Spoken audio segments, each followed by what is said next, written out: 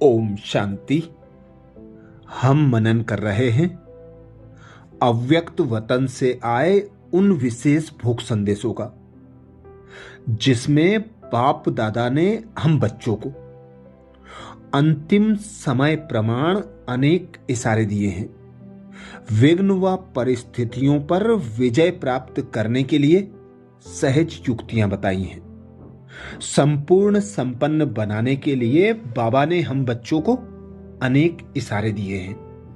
तो आज विशेष अव्यक्त मास में हम 18 जनवरी 1969 को पिता श्री जी के अव्यक्त होने के बाद जो वतन में बाबा को भोग लगे, उनके विशेष जो दिव्य संदेश प्राप्त हुए, उन संदेशों का मनन करेंगे। पहले दिन का भोग लगा, जिसमें संदेशी जी कहती हैं, आज जब हम वतन में गई तो शिव बाबा बोले, साकार ब्रह्मा की आत्मा में आदि से अंत तक 84 जन्मों के चक्कर लगाने के संस्कार हैं। आज भी वतन से चक्कर लगाने गए थे, जैसे साइंस वाले रॉकेट द्वारा चंद्रमा तक पहुंचते और जितना चंद्रमा के नजदीक पहुंचते गए, उतना इस धरती की आकर्षण से दूर होते गए। पृथ्वी की आकर्षण खत्म हो गई। वहां पहुंचने पर बहुत हल्कापन महसूस हुआ, जैसे तुम बच्चे जब सूक्ष्म वतन में आते हो तो स्थूल आकर्षण खत्म हो जाती है, तो वहां भी धरती की आकर्षण नहीं रहती। यह है ध्यान द्वारा और वह है साइंस द्वारा। एक अंतर और भी बाप दादा सुना रहे थे कि वह लोग जब रॉकेट में चलते हैं तो लौटने का कनेक्शन नीचे वालों से होता है, लेकिन यहां तो जब चाहे जैसे चाहे अपने हाथ में है। बाबा ने एक दृश्य दिखाया। एक लाइट की बहुत ऊंची पहाड़ी थी। उस पहाड़ी के नीचे शक्ति सेना और पांडव दल था। ऊपर में बाप दादा खड़े थे। इसके बाद बहुत भीड़ हो गई। हम सभी वहां खड़े ऐसे लग रहे थे जैसे साकारी नहीं, लेकिन मंदिर के साक्षात्कार मूर्त खड़े हैं। सभी ऊपर देखने की कोशिश कर रहे थे, लेकिन ऊपर देख नहीं सके, जैसे सभी बहुत तरस रहे थे। फिर थोड़ी देर में एक आकाशवाणी की तरह आवाज आई कि शक्तियों और पांडवों द्वारा ही कल्याण होना है। उस समय हम सबके चेहरे पर बहुत ही रहम दिली का भाव था। उसके बाद फिर कई लोगों को शक्तियों और पांडवों से अव्यक्त ब्रह्मा का साक्षात्कार, शिव बाबा का साक्षात्कार होने लगा। फिर तो वह सीन देखने की थी। कोई हंस रहा था, कोई पकड़ने की कोशिश कर रहा था, कोई प्रेम में आंसू बहा रहा था, लेकिन सारी शक्तियां आग के गोले के समान तेजस्वी रूप में स्थित थीं। इस पर बाबा ने सुनाया कि अंत समय में तुम्हारा यह व्यक्त शरीर भी बिल्कुल स्थिर हो जाएगा। अभी तो पुराना हिसाब किताब होने के कारण शरीर अपनी तरफ खींचता है, लेकिन अंत में बिल्कुल स्थिर शांत हो जाएगा। कोई भी हलचल न मन में न तन में रहेगी, जिसको ही बाबा कहते देही अभिमानी स्थिति। दृश्य समाप्त होने के बाद बाबा ने कहा, सभी बच्चों को कहना कि अभी देही अभिमानी बनने का पुरुषार्थ करो। जितना सर्विस पर ध्यान है, उतना ही इस मुख्य बात पर भी ध्यान रहे कि देही अभिमानी बनना ही है। दूसरे दिन के विशेष भोग संदेश में संदेशी जी कहती, आज जब मैं वतन में गई तो बाप दादा हम सभी बच्चों का स्वागत करने के लिए सामने उपस्थित थे। जैसे ही मैं पहुंची तो जैसे साकार रूप में दृष्टि से याद लेते थे वैसे ही अनुभव हुआ, लेकिन आज की दृष्टि में विशेष प्रेम के सागर का रूप इमर्ज था। एक एक बच्चे की याद नयनों में समाई हुई थी। बाबा ने कहा, याद तो सभी बच्चों ने भेजी है, लेकिन इसमें दो प्रकार की याद है। कई बच्चों की याद अव्यक्त है और कईयों की याद अव्यक्त भाव के साथ व्यक्त भाव मिक्स है।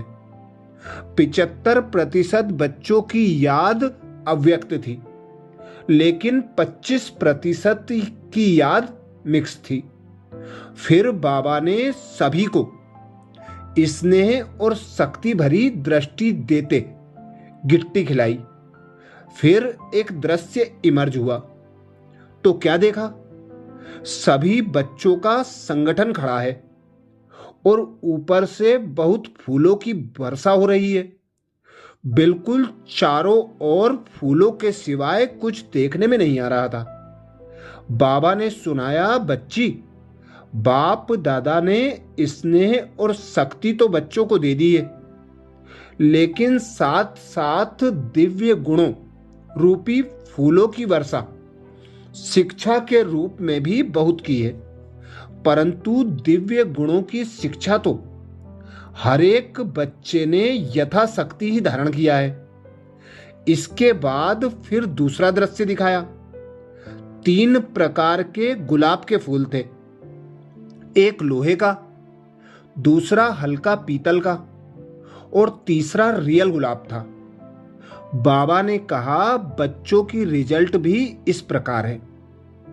पहले जो लोहे का फूल है, यह बच्चों के कड़े संस्कारों की निशानी है। जैसे लोहे को बहुत ठोकना पड़ता है, जब तक गर्म ना करो, हथौड़ी ना लगाओ तो मुड़ नहीं सकता। इस तरह कई बच्चों के संस्कार लोहे की तरह है, जो कितना भी भट्टी में पड़े लेकिन बदलते ही नहीं है। दूसरे हैं जो मोड़ने से व मेहनत से कुछ बदलते हैं, और तीसरे वह जो नेचुरल ही गुलाब है। यह वही बच्चे हैं जिन्होंने गुलाब समान बनने में कुछ मेहनत नहीं की। ऐसे सुनाते सुनाते बाबा ने रियल गुलाब के फूल को अपने हाथ में उठाकर थोड़ा घुमाया। घुमाते ही उनके सारे पत्ते गिर गए और सिर्फ बीज का बीज रह गया। बाबा बोले, देखो बच्ची, जैसे इनके पत्ते कितना जल्दी और सहज अलग हो गए, ऐसे ही बच्चों को ऐसा पुरुषार्थ करना है जो एकदम फट से पुराने संस्कार, पुराने देह के संबंधियों रूपी पत्ते छट जाएं और फिर बीज रूप अवस्था में स्थिर हो जाएं। सभी बच्चों को यही संदेश देना कि अपने को चेक करो कि अगर समय आ जाए तो कोई भी संस्कार रूपी पत्ते अटक तो नहीं जाएंगे जो मेहनत करनी पड़े। कर्मातीत अवस्था सहज ही बन जाएगी या कोई कर्म बंधन उस समय अटक डालेगा। अगर कोई कमी है तो चेक करो और भरने की कोशिश करो। अच्छा, ये विशेष भोग संदेश 18 जनवरी 1969 को पिता श्री जी के अव्यक्त होने के बाद लगे, जिसमें बाबा ने विशेष 2 इशारे दिए। तन और मन की हलचल को समाप्त कर अब देही अभिमानी बनो। पहले दिन के भोग संदेश में बाबा ने इशारा दिया, तन और मन की हलचल को समाप्त कर अब देही अभिमानी बनो। दूसरे दिन के भोग संदेश में बाबा ने इशारा दिया, पुराने संस्कार रूपी पत्तों को समाप्त कर बीज रूप अवस्था बनाओ। चौथे दिन का विशेष भोग मनन करेंगे। संदेशी जी कहती, आज वतन में गई तो जैसे ही हम पहुंची तो बाप दादा सामने थे ही, लेकिन क्या देखा कि ब्रह्मा बाबा के गले में ढेर के ढेर मालाएं पड़ी हुई थी। फिर बाबा ने कहा, यह माला उतार कर देखो। माला उतारी तो कोई बड़ी माला थी, कोई छोटी। हमने कहा, बाबा इसका रहस्य क्या है? बाबा बोले, बच्ची यह सभी के उलाहनों की माला है, क्योंकि हर एक बच्चे जब एकांत में बैठते हैं तो बाबा को स्नेह में उलाहना ही देते हैं। हर एक बच्चे ने बाप को उलाहनों की माला जरूर पहनाई है। बाबा ने कहा, बच्चों को ड्रामा भले याद है, लेकिन प्यारे ते प्यारी चीज तो जरूर है। अचानक ड्रामा को वायुमंडल देख हर एक बच्चा दिल ही दिल में उलाहना देते रहते हैं। यूं तो ज्ञान बच्चों को है, लेकिन ज्ञान के साथ प्रेम या स्नेह भी है, इसलिए इन उलाहनों को गलत नहीं कहेंगे। फिर हमने पूछा, बाबा आपने इसका क्या रेस्पॉन्ड दिया? बाबा बोले, जैसा बच्चा वैसा रेस्पॉन्ड। बाबा ने कहा, मैं भी रेस्पॉन्ड में बच्चों को उलाहनों की माला पहनाता हूं। वह कौन सी? बाबा ने सुनाया, जो बाप की आस बच्चों में थी वह साकार रूप में बाप को नहीं दिखलाई, जो अब अव्यक्त रूप में दिखलानी है। बाबा ने कहा, यह उलाहना भी मीठी रूरियान है, यह भी एक बच्चों का खेलपाल है। साकार रूप में जो बाप दादा ने श्रृंगार कराया वह अब अव्यक्त वतन में बाप दादा देखेंगे। यह सीन पूरी हुई। फिर भोग स्वीकार कराया। मैंने बाबा से पूछा, बाबा आप सारा दिन वतन में क्या करते हो?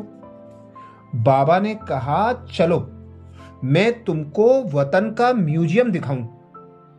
तुम तो म्यूजियम बनाने के पहले प्लान बनाते हो।